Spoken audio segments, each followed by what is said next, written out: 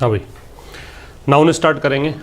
और नाउन की पहचान करना हमने सीख लिया पिछले जो बेसिक की क्लास थी उसमें।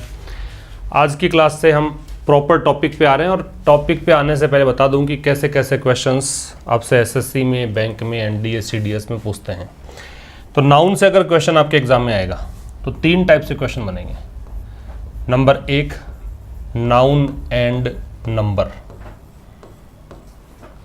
जहां मैं नाउन और नंबर की बात करता हूं, इसका सीधा सा मतलब है कि हमें चर्चा करनी है सिंगुलर और प्लूरल की। मतलब इस पूरे टॉपिक में एक वचन बहुवचन के अलावा और कहीं नहीं जाएंगे, ठीक है। एक आपकी क्वेश्चन आएगा नाउन एंड केस, जिसे आप हिंदी में कहेंगे संज्ञा और कारक। और अगर केस की बात करें तो यहां हम एक केस पढ़ेंगे, जेनिटिव केस। हालांकि थोड़ा बहुत परिचय दूंगा सभी केसेस का, लेकिन यहाँ जो प्रश्न आपके आते हैं वो जेनिटिव केस से आते हैं। और तीसरा, नाउन एंड जेंडर। क्वेश्चंस ना के बराबर ही आएंगे, लेकिन थोड़ा सा परिचय हम इसका भी देखेंगे।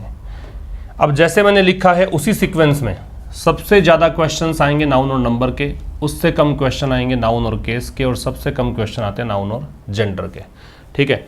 ऐसे करके 3 टाइप के क्वेश्चंस बनेंगे आपके। नाउन और नंबर अपन शुरू कर रहे हैं, और इसके अंदर सिंगुलर और प्लूरल की हम बात कर रहे हैं। तो सबसे पहले देखें क्लासिफिकेशन क्या है नाउन का। Types of noun.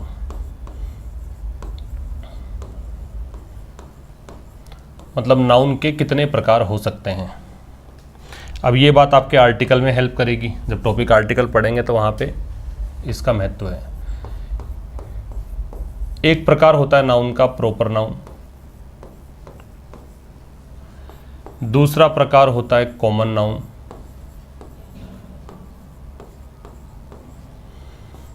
एक प्रकार होता है मटीरियल नाउन,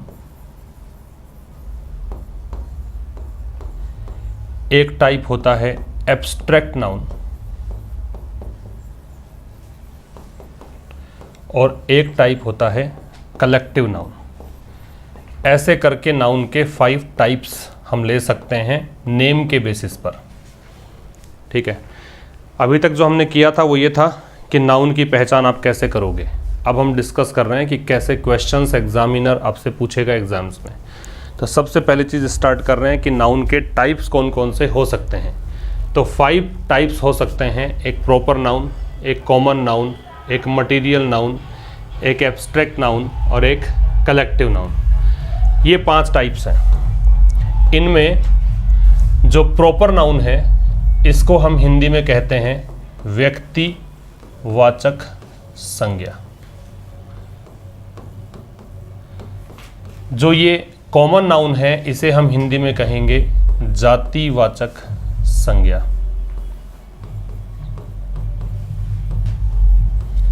मटीरियल नाउन है, इसको हम हिंदी में कहेंगे द्रव्यवाचक संज्ञा।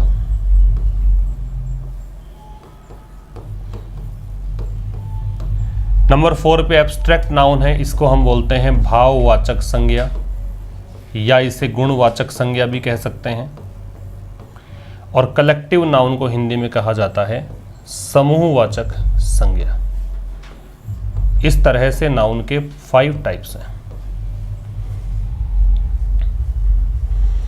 इसका वैसे कोई महत्व नहीं, क्योंकि ऐसा कुछ पूछेंगे नहीं आपसे कितने टाइप्स हैं, नाम बताएं, एग्जाम्पल बताएं। लेकिन इसलिए बता रहा हूँ क्योंकि आर्टिकल जब आप पढ़ोगे तो वहाँ पे ये वाला जो बता रहा हूँ वो काम आएगा बहुत ज़्यादा। तो ये सब आपको नोट कर लेना है। 5 types: proper noun, common noun, material noun, abstract noun, collective noun. 5 के नाम हो गए। अब मैं सबसे पहले बता दूँ आपको कि प्रॉपर नाउन में क्या हो सकता है। क्या डिस्कस करना है कि कौन सी चीज़, कौन सा नाम। चूँकि हमने ये पढ़ा था कि name of anything is called nouns, ये पढ़ा था कि नाम कोई भी हो उसको हम नाउन कहते हैं। कौन सा नाम प्रॉपर नाउन में जाएगा ये हमें डिस्कस करना है। तो सबसे पहला टाइप, ये आपने नोट कर लिया हो तो, सबसे पहला type proper noun. Proper noun में जो नेम्स आपको इंक्लूड करने हैं उसमें एक नाम तो होगा पर्सन का, एक नाम होगा प्लेसेस का, और एक नाम होगा यूनिक थिंग्स का। ठीक है। पर्सन, प्लेस और यूनिक थिंग्स के नाम को हम बोलते हैं प्रॉपर नाउन। यूनिक थिंग्स का मतलब है जो सबसे अलग हो, वो नाम किसी और वस्तु पर लागू नहीं होता हो। यूनिक का मतलब यही है। यूनिक एक नॉन ग्रेडेबल एडजेक्टिव है। जब हम एडजेक्टिव पे आएंगे तो बताऊंगा कैटेगरी कि नॉन ग्रेडेबल क्या होता है, ग्रेडेबल क्या होता है। फिलहाल आप समझें कि यूनिक का मतलब है सबसे अलग, मतलब इसके अलावा और कोई सा भी वस्तु ऐसी नहीं जिस पर वो नाम लागू होता हो। एक एक एग्जाम्पल देख लें इसके। अगर तो पर्सन में एक एग्जाम्पल डाल लें, जैसे हिमेश किसी व्यक्ति का नाम हो गया। एक नाम डाल लिया हमने मोहित, तो ये व्यक्ति का नाम हो गया। प्लेसेस में जैसे मैंने कह दिया न्यू दिल्ली, तो ये प्लेस का नाम हो गया। इसी तरह से लिखा जयपुर, तो ये प्लेस का नाम है। यूनिक थिंग्स में जैसे मैंने कह दिया रामायण। अब रामायण धार्मिक पुस्तक का नाम है, स्क्रिप्चर है, धार्मिक ग्रंथ है। अब ये नाम किसी और पुस्तक पर आप अप्लाई नहीं कर सकते, इसलिए ये यूनिक है। रामायण के अलावा मैंने अगर लिख दिया गंगा, जो रिवर का नाम है, और ये किसी और रिवर के लिए गंगा नाम अप्लाई नहीं किया जा सकता, इसलिए यूनिक थिंग्स में आएगा। और यूनिक में आएगा तो ये प्रॉपर नाउन कहलाएगा। तो ये तीन चीज़ें आपको नोट करनी है, पर्सन, प्लेस और यूनिक थिंग्स। कोई व्यक्ति हो सकता है, कोई जगह हो सकती है, और सबसे अलग जो वस्तुएं हैं वो हो सकती हैं, मतलब वो नाम किसी और वस्तु पर लागू नहीं होना चाहिए। और यहाँ बहुत आसान बात तो ये समझ लो कि इसमें जो प्रॉपर शब्द हैं इसका मतलब पता होना चाहिए। प्रॉपर के दो मतलब होते हैं। एक तो होता है प्रॉपर का मतलब उचित या एप्रोप्रिएट, एक तो मतलब होता है प्रॉपर का एप्रोप्रिएट, और एक इसका मतलब होता है पर्टिकुलर। वो हालांकि इसकी पोजीशन पर डिपेंड करता है कि कहाँ आपने इसको लगाया है तो ये पर्टिकुलर कहलाएगा, कहाँ पे लगाया है तो एप्रोप्रिएट कहलाएगा। जब ये किसी नाउन के पहले जुड़ेगा तो ये कहलाता है प्रॉपर। जिसमें एग्जाम्पल बता दूँ, और ये चर्चा हम क्यों कर रहे हैं वो भी समझ में आ जाएगा आपको। जैसे मैंने कहा प्रॉपर स्ट्रेटजी, तो चूंकि स्ट्रेटजी से पहले आ रहा है, इसका मतलब है इससे पहले आ रहा है, तो इसका मतलब है उपयुक्त रणनीति, एक एप्रोप्रिएट रणनीति, ठीक है।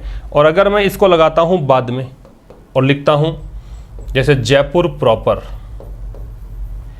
तो इसका मतलब उपयुक्त जयपुर नहीं, इसका मतलब है पर्टिकुलरली मैं बात जयपुर की ही कर रहा हूं, जयपुर के अलावा कहीं की बात नहीं कर रहा।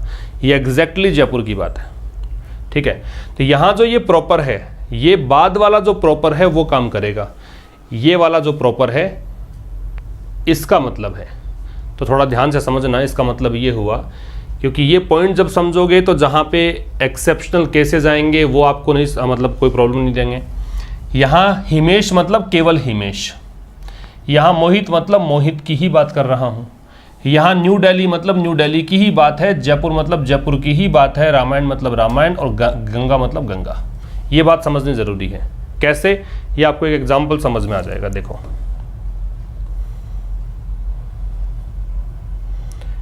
मान लो मैंने इसको यूँ समझ लिया,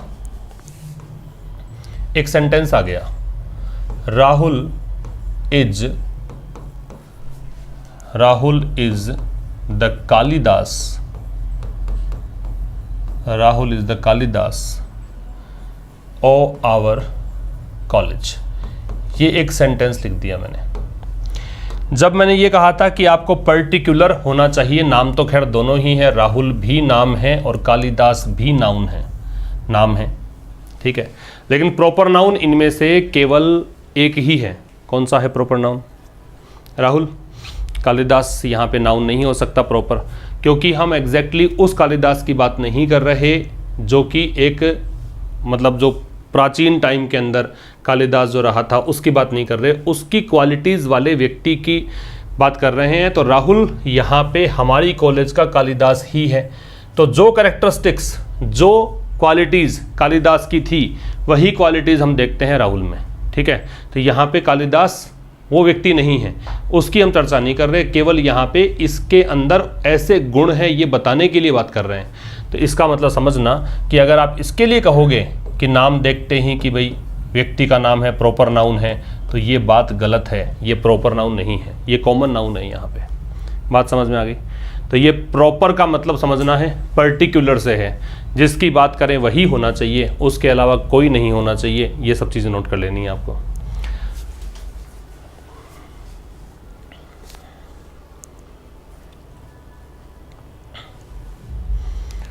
Rahul is the Kalidas of our college.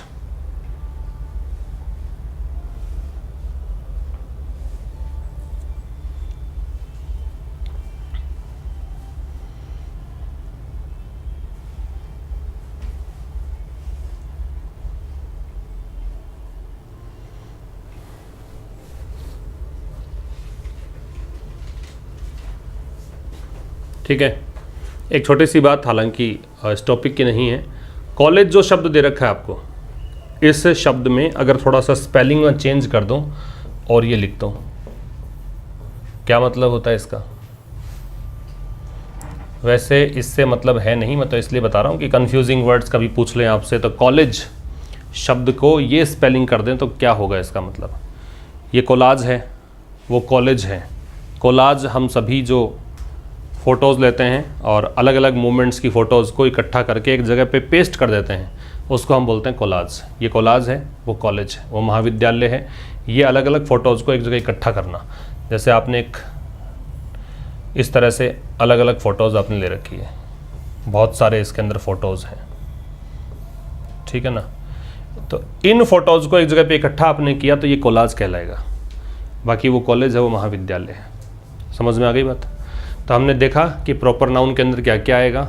एक व्यक्तियों के नाम आएंगे, एक प्लेसेस के नाम आएंगे और एक यूनिक थिंग्स के नाम आएंगे। और कुल मिला के सबसे इम्पोर्टेंट बात यह है कि प्रॉपर का मतलब समझ में आना चाहिए। अब आपको एक चीज़ और बता दूं कि पहचानना बड़ा आसान है इसमें। प्रॉपर नाउन को पहचानना बहुत ही आसान है। कैसे? प्रॉपर नाउन से मतलब है जो कैपिटल लेटर से स्टार्ट होता हो। तो एक काम की चीज़ यहाँ पे ये है कि प्रॉपर नाउन का स्टार्ट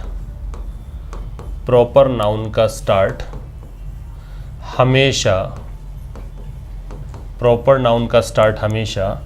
कैपिटल लेटर से होता है। कैपिटल लेटर से होता है। कैपिटल लेटर का मतलब हो गया ABCD के बड़े अक्षर, तो बड़े अक्षर से स्टार्ट होता है इसका, ये काम की बात है। ठीक है, प्रॉपर नाउन का स्टार्ट हमेशा किससे होगा? कैपिटल लेटर से होगा।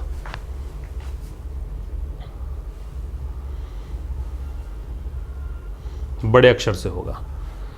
इसको मैजुस्कल बोलते हैं, छोटे अक्षर को हम बोलते हैं मिन्यूस्कल, ये बोलते हैं मैजुस्कल, MAJUSCULE, MINUSCULE। ये दो चीज़ें होती हैं, एक होता है MINUSCULE मिन्यूस्कल और एक होता है MAJUSCULE मैजुस्कल। ये बड़े अक्षरों को बोलते हैं, ये छोटे अक्षरों को बोलते हैं। तो प्रॉपर नाउन का स्टार्ट किससे होगा? मैजुस्कल से होगा। ठीक है ना, मिन्यूस्कल छोटे अक्षरों को बोलेंगे। कैपिटल शब्द है, उसका केवल और केवल ऐसा नहीं है कि बड़ा अक्षर ही मतलब होता है। ये कुछ एक्स्ट्रा इन्फॉर्मेशन होती हैं जो बहुत काम की होंगी, आगे जाके कनेक्ट कर पाएंगे आप। कैपिटल का मतलब राजधानी होता है। ठीक है, कैपिटल का मतलब पूंजी होता है। कैपिटल से मतलब होता है पूंजी। कैपिटल से मतलब होता है अगर आपने लेटर जोड़ दिया साथ में तो इसका मतलब हो जाएगा बड़ा अक्षर।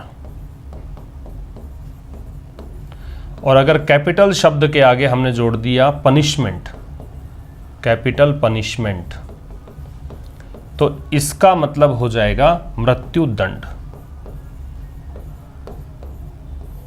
समझ रहे हो? तो ये मतलब है कैपिटल के। कैपिटल का मतलब राजधानी है, कैपिटल का मतलब पूंजी है, कैपिटल के साथ लेटर जोड़ देंगे तो बड़ा अक्षर होगा, और कैपिटल के साथ पनिशमेंट जोड़ दोगे तो इसका मतलब है मृत्यु दंड। तो ये कुछ खास बातें कैपिटल के बारे में। एक खास बात और देखनी है अपने को कि क्या आप इसका प्लूरल बना सकते हो क्या? अच्छा, प्लूरल बनाने का मतलब क्या है? जहां आप प्लूरल बना पाओगे इसका मतलब वो काउंटेबल नाउन है। ठीक है ना, जिसका बहुवचन बना पाते हो वो गिनने योग्य संज्ञा है। ठीक है, जैसे मैं कहूँ बॉयज़ तो बॉयज़ का बनाया प्लूरल बॉय का बॉयज़, क्योंकि वो गिन सकते हैं आप। मैंने कह दिया स्टूडेंट, तो स्टूडेंट का बहुवचन बन सकता है स्टूडेंट्स, क्योंकि स्टूडेंट्स को गिन सकते हैं। तो एक बात की गारंटी हो जाती है, प्लूरल बना सकते हैं, इसका मतलब काउंटेबल है। अगर हम ये कहेंगे कि किसी चीज़ का प्लूरल बन सकता है, इसका मतलब हम ये भी कह सकते हैं कि उससे पहले ए और एन भी लग सकता है, क्योंकि वो काउंटेबल है। और अगर काउंटेबल में सिंगुलर हुआ तो ए और एन भी लग पाएगा। तो जो अभी मैंने बताया प्रॉपर नाउन, पिछले वाले जो बताया मैंने स्लाइड में, ये सब देख के आपको क्या पता लगेगा कि इनका प्लूरल तो हम बना नहीं सकते। हालांकि बनता है, लेकिन आपको जितना समझ में आना चाहिए वो बता रहा हूँ। बनता है, कुछ विशेष कंडीशंस होती है। मैं ये कह सकता हूँ there are 2 Vinods in our class, हमारे क्लास में 2 विनोद नाम के बच्चे हैं, ऐसा पॉसिबल है। लेकिन आपके इतना कुछ आएगा नहीं एग्जाम में। आपके एग्जाम के लिहाज से अगर देखें, सामान्य चर्चा अगर हम करें तो प्लूरल नहीं बना पाएंगे। ठीक है, प्लूरल नहीं बना पाएंगे तो उसके अंदर उससे पहले ए और एन भी नहीं लगा पाएंगे। ठीक है, तो आप जितने भी मैंने बताए हैं कि गंगा है तो आप कहोगे गंगा से पहले द लग सकता है, रिवर का नेम है, लेकिन आप ए और एन नहीं लगा पाओगे। रामायण से पहले द लगा सकते हो क्योंकि स्क्रिप्चर है, धार्मिक ग्रंथ है, धार्मिक पुस्तक है, लेकिन ए और एन नहीं लगा पाओगे। इनसे पहले भी ए और एन नहीं लगेगा। बात क्लियर है? लेकिन हम यूँ कह सकते हैं जैसे ही इज़ अ विवेकानंद, तो वो लग सकता है ए। ठीक है, मैं चर्चा कर लूँगा उसकी, ये आप नोट कर लें एक बार कि ना तो प्लूरल बनेगा और ना ए एन लगेगा, और वो जो कैपिटल वाली कहानी मैंने बताई है उसको नोट कर लेना है।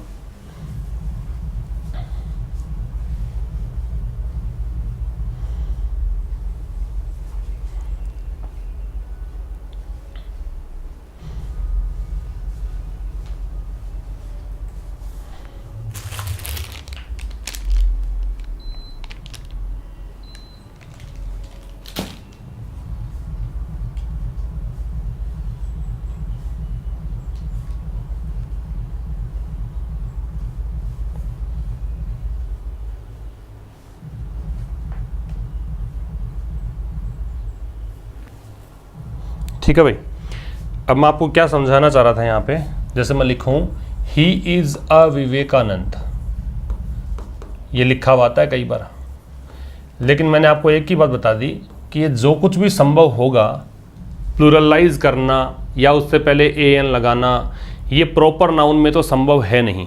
प्रॉपर नाउन ये है क्या, ये समझ लें आप कि वह एक विवेकानंद है, तो विवेकानंद तो प्रॉपर नाउन है नहीं, क्योंकि हम एग्जैक्टली विवेकानंद की बात ही नहीं कर रहे, हम तो ही की बात कर रहे हैं। कोई व्यक्ति है, उसमें विवेकानंद जैसे गुण हैं, ठीक है, तो वो एक तरह से विवेकानंद जैसा व्यक्ति है, ये कहना चाह रहा है। हो सकता है उसकी स्मृति बहुत अच्छी हो सकता है वो भी योग्य सन्यासी हो सकता है उसके चेहरे पे भी तेज हो। इस प्रकार के जो भी क्वालिटी विवेकानंद में आप देखते हैं, किसी एक क्वालिटी को देखकर आपने कह दिया कि वह भी विवेकानंद की तरह ही है, तो आप उससे पहले ए का प्रयोग कर सकते हैं। तो ये प्रॉपर नाउन नहीं है। तो wherever you see S और ईएस विथ प्रॉपर नाउन्स और ए और एन बिफोर देम, इसका मतलब we are exactly not talking about proper nouns. ये कुछ डिफरेंट हो सकती है, ये यहाँ पे कॉमन नाउन बनती है, प्रॉपर नाउन नहीं बनती है। ये नोट कर लेना है आपको, ये पूछ लेते हैं कई बार एग्जाम में।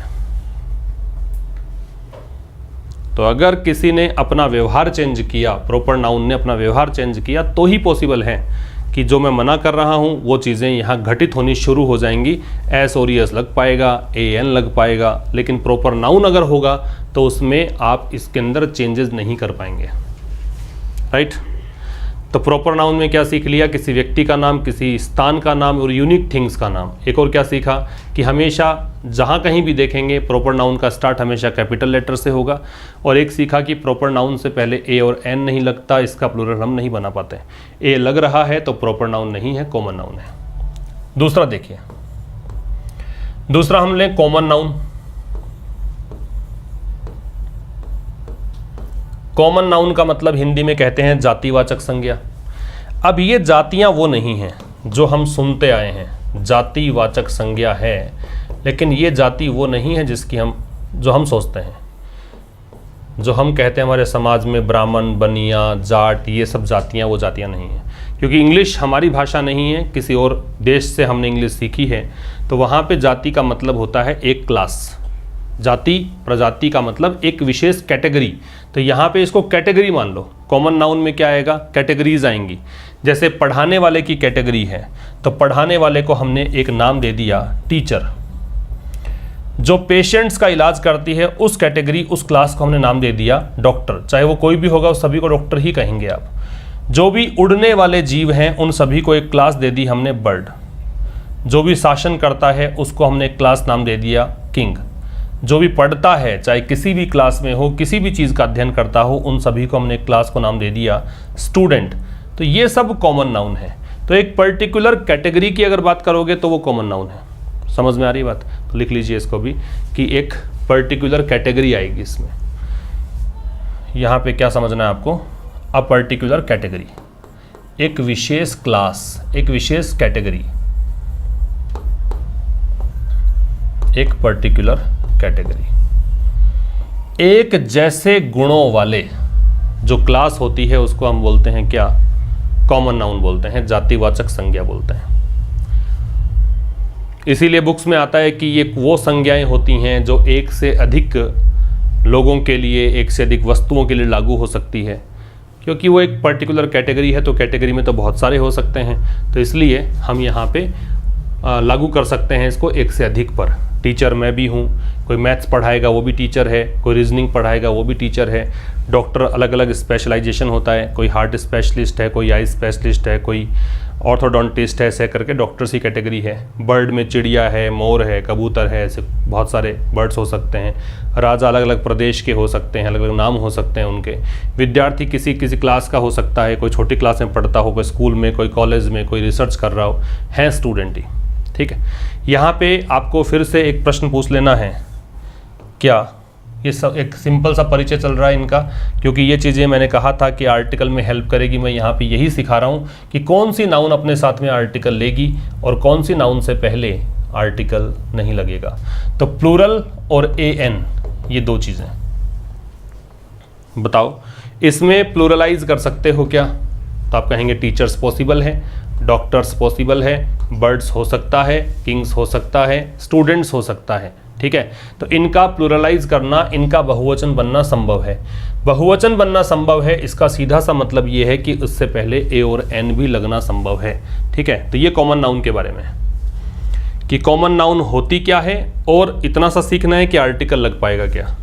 तो आर्टिकल लगने की गारंटी यही है कि ए और एन तभी लगा पाएंगे when you can pluralise them, मतलब वो काउंटेबल होना चाहिए, और सिंगुलर काउंटेबल हुआ तो ए और एन लग जाएगा। क्लियर? नेक्स्ट पे आए तो तीसरा प्रकार हम पढ़ेंगे मटीरियल नाउन। मटीरियल नाउन को हमने हिंदी में देखा द्रव्यवाचक, और थोड़ा सा मैं एक नाम और इसमें डाल दूं तो द्रव्यवाचक के साथ साथ आप इसे पदार्थवाचक भी कह सकते हैं। द्रव्यवाचक के साथ साथ आप इसे क्या कह सकते हैं? पदार्थवाचक संज्ञा, क्योंकि द्रव्य पदार्थ होता है। देखिए दो चीजें होती हैं, एक होता है द्रव, एक होता है द्रव्य। द्रव्य होता है पदार्थ, मैटर, और द्रव होती है कोई अवस्था। इस पदार्थ की एक अवस्था, एक स्टेट का नाम है। पदार्थ की अवस्थाएं ठोस, द्रव, गैस, तो एक अवस्था द्रव कहलाती है। तो एक तो इन दोनों वर्ड्स में डिफरेंस पता होना चाहिए। मटीरियल नाउन को मैंने इसके तुरंत बाद इसलिए लिया है क्योंकि इसका कनेक्शन है। कॉमन नाउन के फैमिली में ही मटीरियल नाउन आती है। जो कॉमन नाउन है उसी कैटेगरी में मटीरियल नाउन आएगी। कुछ वर्ड्स मैं एक पॉइंट्स बना देता हूँ, उनके अंतर्गत आने वाली चीज़ें मटीरियल नाउन है। जो मेटल्स होते हैं, मतलब धातुएं, वो सब मटेरियल नाउन में आएंगी। जो भी आप गैसेस का नाम लेंगे वो सभी इसमें आएंगे। जितने भी लिक्विड्स का नाम लेंगे वो सभी इसी में आएंगे। ग्रुप ऑफ सेम आइटम्स, ये पॉइंट बहुत विशेष है। ये बहुत विशेष पॉइंट है क्योंकि इससे आपको एक बात क्लियर हो जाएगी। ग्रुप ऑफ सेम आइटम्स इसी में आएंगे। फूड मटेरियल, जो भी खाद्य पदार्थ हैं वो सब इसी में आएंगे। खाद्य पदार्थ, ठीक है। इसके अलावा आप नेचुरल फिनोमिना कोई भी हो, नेचुरल फिनोमिना, और ये बात ध्यान रखिएगा, हालांकि हम ये बात पढ़ लेंगे कि फिनोमिना जो है वो प्लूरल शब्द है। फिनोमिनन जो होता है वो सिंगुलर होता है, फिनोमिना जो होता है वो प्लूरल होता है। तो नेचुरल फिनोमिना, इसको बोलते हैं प्राकृतिक घटनाएं, ये सब इसी में आएंगे।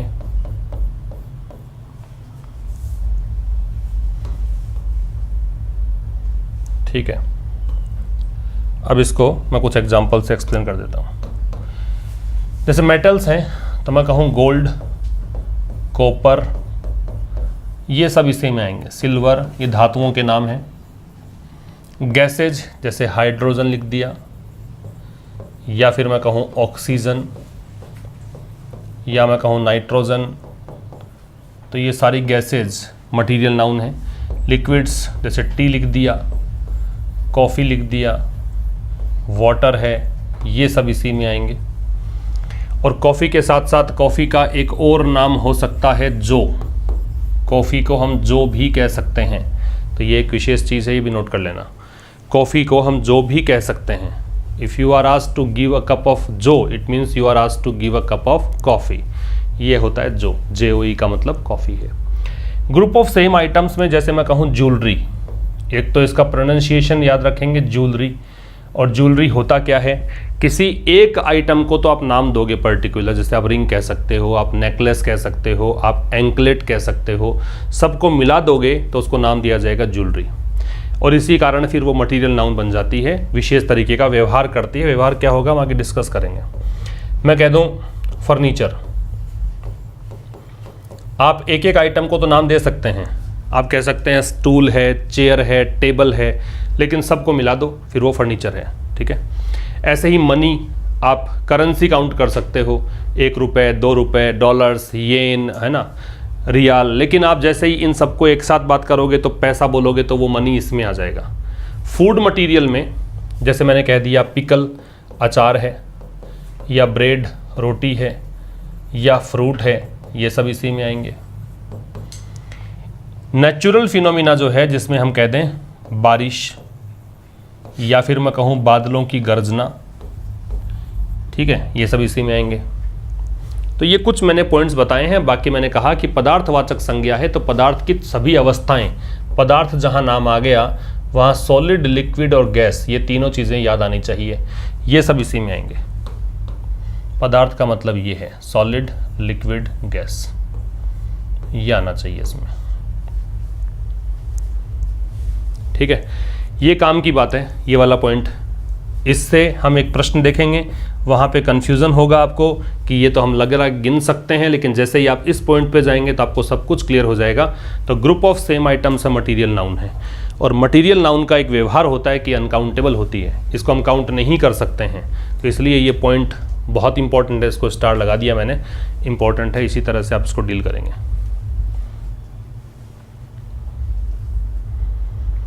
ठीक है, नोट कर लीजिए सारी चीज़ों को। वैसे तो मैं इसका PDF डाल दूंगा टेलीग्राम चैनल पर भी, वहाँ से भी आप लेकर फिर आप नोट कर सकते हैं, या चाहो तब नोट कर लो। पिकल का मतलब अचार है, ये लिख लीजिएगा। अब यहाँ हम क्वेश्चन बनाएं वही कि can it be pluralized and can a और an be used before material nouns. तो पहला आंसर तो कुछ चीज़ों को देखकर आपको लग गया होगा कि ये गोल्ड, सिल्वर, कॉपर, इनमें तो प्लूरलाइज नहीं कर सकते। कहीं आपका पढ़ा हुआ हो सकता है कि गोल्ड का गोल्ड्स होगा, हो सकता है कॉपर का कॉपर्स होता है, आयरन का आयरन्स होता है, लेकिन प्लूरलाइज करने का मतलब है जो आइटम 1 है वो एक से ज़्यादा होना प्लूरलाइज कहलाता है। गोल्ड एक सोना, मैं कहूँ गोल्ड्स तो सोने की संख्या बढ़ जाए, तो ये तो अप्रोप्रिएट नहीं लगता अपने को प्लूरलाइज करना, उसका मीनिंग चेंज हो जाएगा। गोल्ड के अंदर एस जोड़ोगे, गोल्ड्स करोगे तो उसका मतलब ज्वेलरी हो जाएगा, गहने हो जाएंगे। कॉपर का मतलब तांबा है, कॉपर में एस जोड़ दोगे तो तांबे के सिक्के, इसका मीनिंग हो जाएगा। तो मीनिंग चेंज होने का मतलब है कि एस और एस तो जुड़ रहा है, लेकिन उसका प्लूरल नहीं बना सकते, तो इसका प्लूरल बनेगा नहीं, और अगर प्लूरल नहीं बनेगा तो इससे पहले ए और एन लगेगा नहीं। तो ना तो प्लूरल बन सकता है और ना ही ए और एन लग सकता है।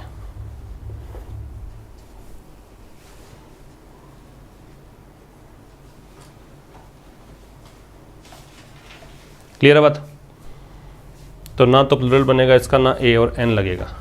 अब देखिए नंबर 4 पे आएंगे, और नंबर 4 भी मैं लेता हूँ वो कैटेगरी जो जुड़ी हुई है कॉमन नाउन से ही, और वो है कलेक्टिव नाउन। और यहाँ हम आपको एक प्रश्न जो आगे चलकर परेशान करेगा, उस प्रश्न का आंसर हम यहाँ पे देख लेंगे इसको हम बोल रहे हैं समूहवाचक संज्ञा।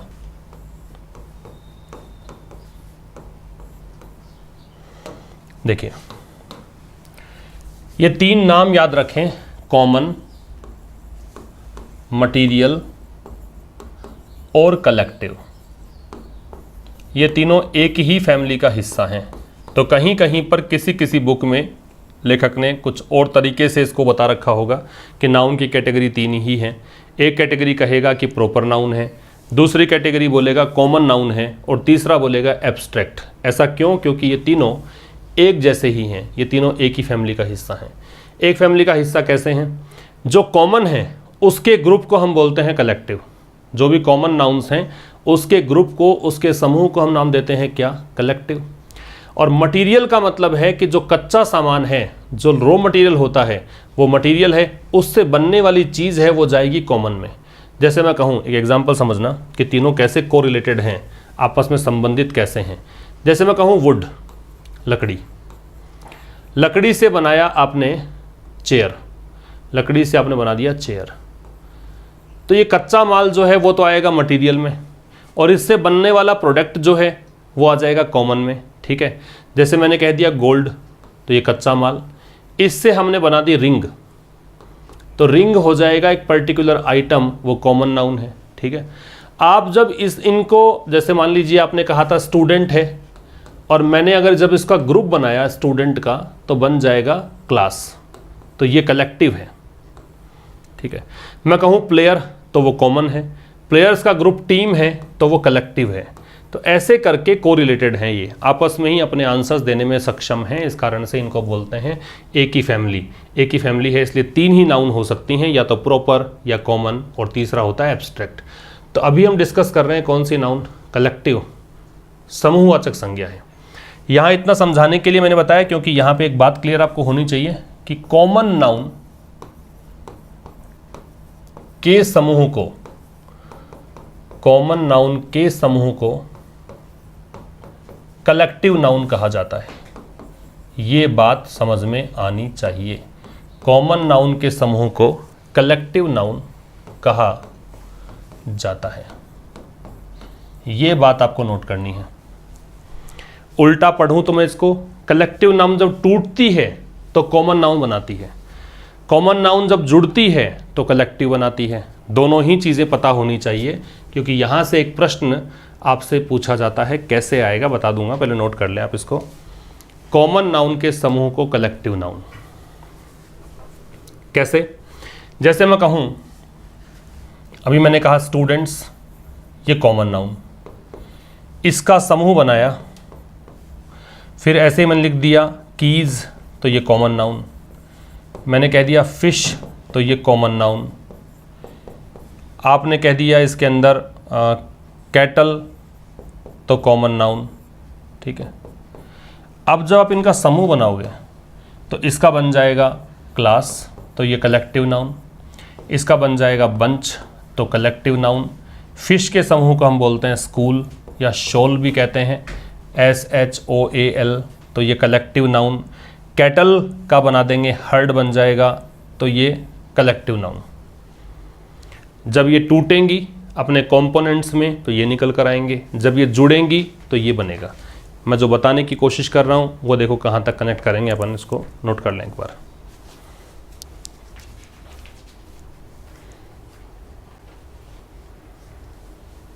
कॉमन नाउन के समूह को बोलते हैं कलेक्टिव नाउन। कलेक्टिव नाउन के टूटने से जो बनता है वो कहलाता है कॉमन नाउन।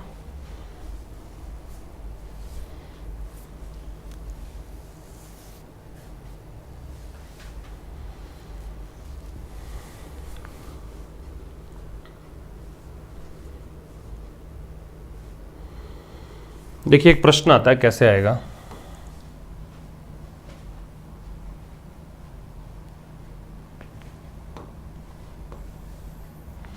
जैसे मैं कहूं the jury are divided in their opinions,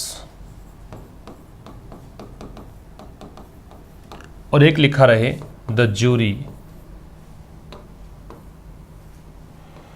the jury has given its verdict. तो ऐसे करके 2 सेंटेंस हमने लिखे। एक सेंटेंस में ज्यूरी के साथ में क्रिया प्लूरल है, यहाँ पे क्रिया सिंगुलर है, यहाँ तो प्रोनाउन भी प्लूरल है, यहाँ प्रोनाउन सिंगुलर है। ठीक है, ज्यूरी एक ही शब्द है।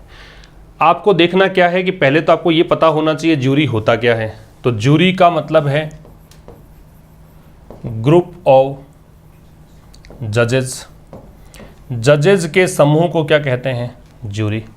ठीक है, जजेस के समूह को बोलते हैं ज्यूरी।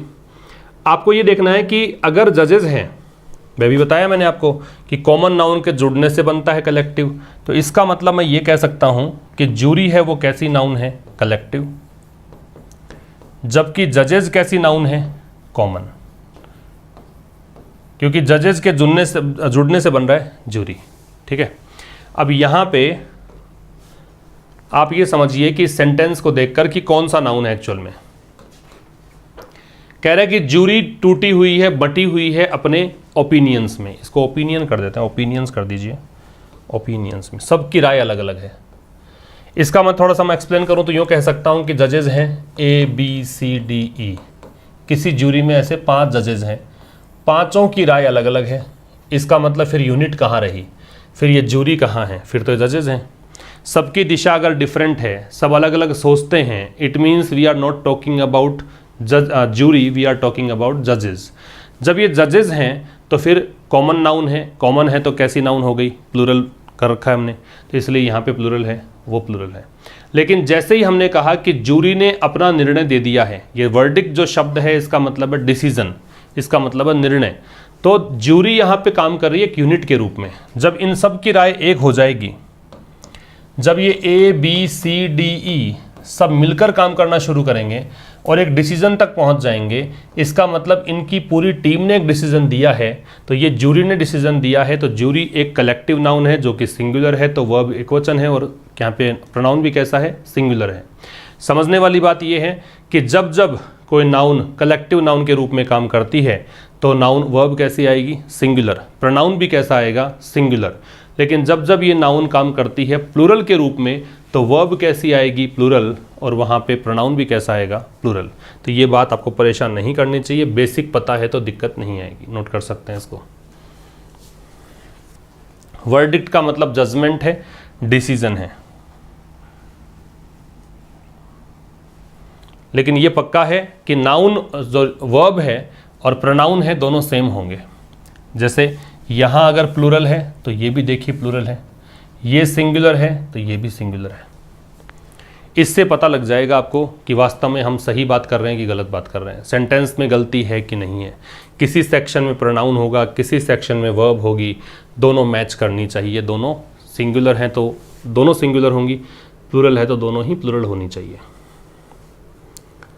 अगर हम यहाँ पे भी वही क्वेश्चन पूछें कि क्या हम प्लूरलाइज कर सकते हैं कलेक्टिव नाउन को, क्या इससे पहले हम ए और एन प्लेस कर सकते हैं, तो यहाँ पे प्लूरल बन सकता है। हालांकि ज्यूरी एक अपवाद है, ज्यूरी का नहीं बनेगा। बाकी स्कूल का स्कूल्स पॉसिबल है, हर्ड का हर्ड्स पॉसिबल है, बंच का बंचेज कर सकते हैं, तो प्लूरलाइज किया जा सकता है, ए एन लगाया जा सकता है। ज्यूरी एक अपवाद है, ज्यूरी का प्लूरल नहीं बनेगा। ठीक है,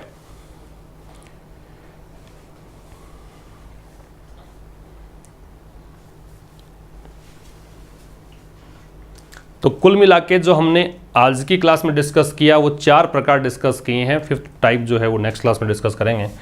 आपने ये देखा कि केवल 2 के बनते हैं प्लूरल, एक तो बनता है कॉमन नाउन का और एक बनता है कलेक्टिव का। ये जो CN है कॉमन कलेक्टिव, इनको प्लूरलाइज किया जा सकता है, जबकि प्रॉपर नाउन को और मटीरियल नाउन को हम प्लूरलाइज नहीं कर सकते। ये प्लूरलाइज नहीं की जा सकती, ये की जा सकती हैं। यही समझा? जिसका बहुवचन बन सकता है उससे पहले ए और एन लग सकता है, तो यहाँ लगा पाओगे ए और एन, और इनसे पहले ए और एन नहीं लगा पाओगे।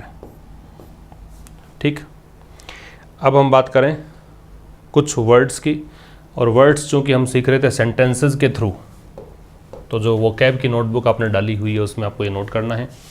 मैं इनबॉक्स कर देता हूँ क्या क्या चीज़ें आपको यहाँ बतानी है। आपको बताना है एक्स्ट्राडाइट, एक आपको बताना है यहाँ पे शाइन लाइट ऑन, यहाँ बताना है आपको फिलिप,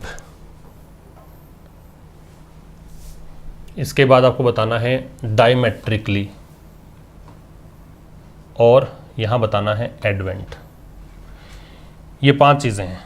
पहले बताना है पार्ट ऑफ स्पीच क्या है, उसके बाद में आना है इस सेंटेंस के ट्रांसलेशन पर सिनोनिम जानते हुए। तो पहला शब्द एक्स्ट्राडाइट है, और यहाँ समझना आप, सस्पेक्टेड टेररिस्ट्स को कैप्चर किया गया बेल्जियम में और एक्स्ट्राडाइट किया गया। जैसे यहाँ पे वर कैप्चर्ड कर रखा है, वैसे ही यहाँ पे एंड के बाद में एक्स्ट्राडाइटेड है।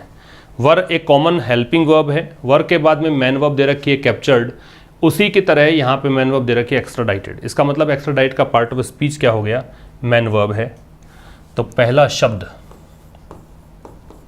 एक्स्ट्राडाइट, एक्स्ट्राडाइट है verb.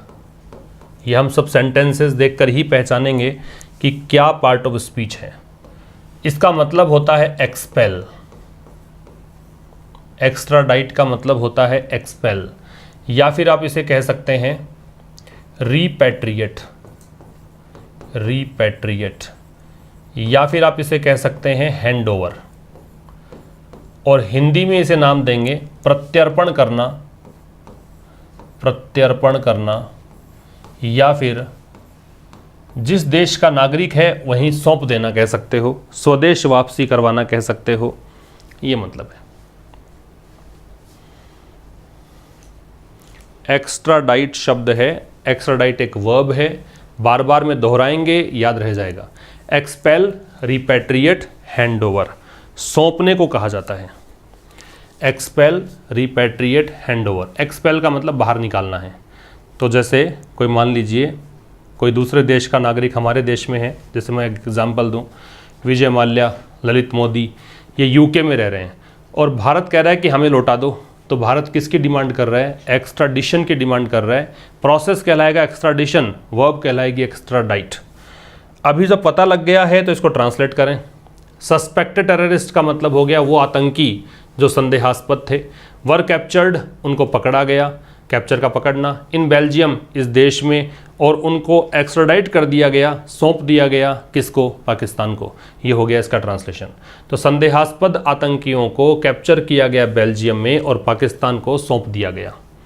Can anyone shine some light on my question. अगर मैं इसका पूछूं आपसे पार्ट ऑफ स्पीच क्या है, तो शाइन लाइट ऑन, सम तो खैर बीच में डिटर्मिनर आ रहा है, लेकिन आप देखेंगे तो यहाँ पे 3 शब्द हैं, एक शाइन है, एक लाइट है, एक ऑन है, और जो ग्रुप ऑफ वर्ड्स होता है उसको हम बोलते हैं फ्रेज। तो ये वाली जो चीज़ है, दूसरा शाइन, लाइट, ऑन, इसे हम नाम देंगे कि ये फ्रेज है। शाइन लाइट ऑन एक फ्रेज है।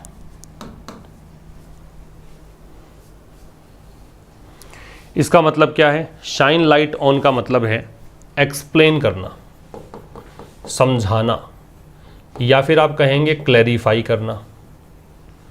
तो समझाना, स्पष्ट करना, व्याख्या करना, इसको आप इल्यूसिडेट भी कह सकते हैं। एक्सप्लेन, क्लैरिफाई या इल्यूसिडेट। तो दूसरा सीख लिया हमने शाइन लाइट ऑन। पहला सीखा क्या, एक्स्ट्राडाइट, जो कि एक वर्ब है।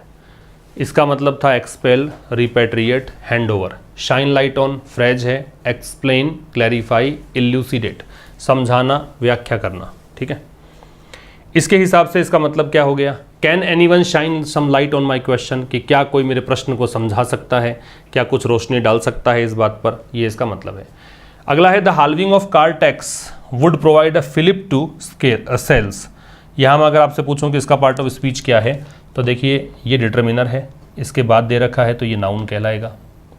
ठीक है, ये सब हमने सीख लिया है पिछले 5 सेशंस में कि आर्टिकल के बाद वाला शब्द है वो नाउन कहलाता है। नाउन कहलाएगा तो ये देखो fillip, fillip is a noun. इसका मतलब है स्टिम्युलेशन या फिर बूस्ट, आप इसे प्रोत्साहन कह दीजिए। प्रोत्साहन। स्टिम्युलेशन कह सकते हो, बूस्ट कह सकते हो। प्रोत्साहन फिलिप।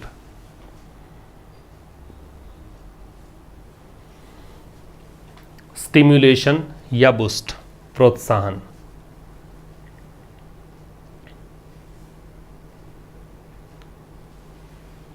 ठीक है, देखिए क्या कहना चाह रहा है।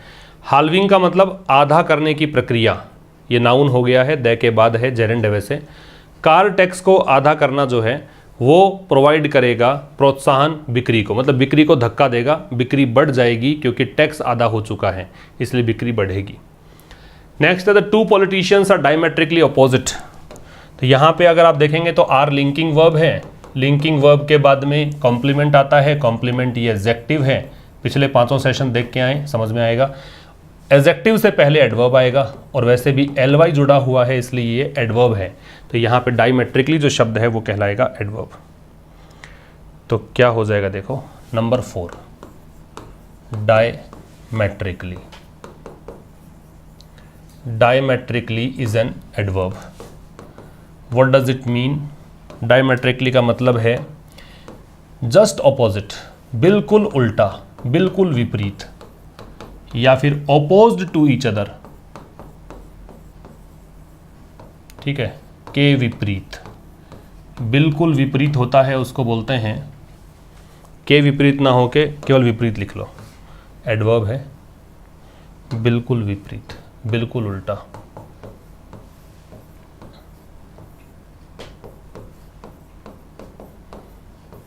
ये है डायमेट्रिकली, बिल्कुल विपरीत।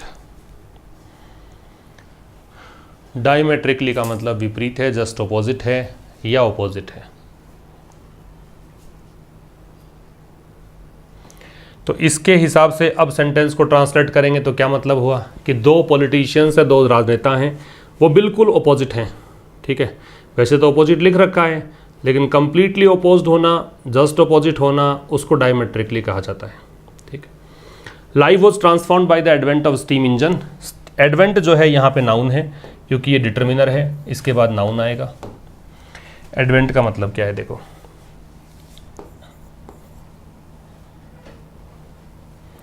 एडवेंट शब्द है नाउन। एडवेंट का मतलब होता है शुरुआत। आप इसे ऑनसेट कह सकते हो, आप बिगिनिंग कह सकते हो, स्टार्ट कह सकते हो, शुरुआत। यह है एडवेंट।